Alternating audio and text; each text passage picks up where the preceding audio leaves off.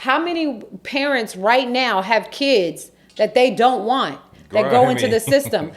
No, I'm serious. I don't mean that in a bad. I mean that in a way of that sounded horrible, didn't it? Like they don't want. And that's not what I meant. There's women out here. There's women that can't have children that want children, but the adoption rate and the process here in the United States, it takes a long time. It's very difficult. You got to have finances and money. So all that stuff plays into it. So there's a lot of kids in the system right now.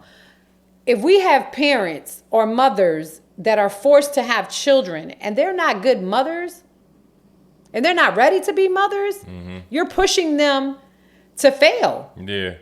And what happens to these children? They fail as well. Yeah, setting them up for a bad life. For a bad life.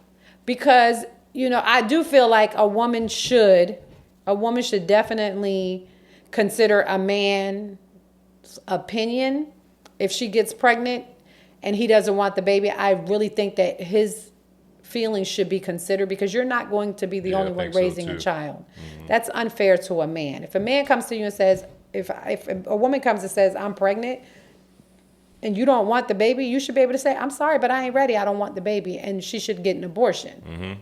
Unless you take the onus on yourself that this is your child, you're going to keep it, but you are 100% responsible for that child.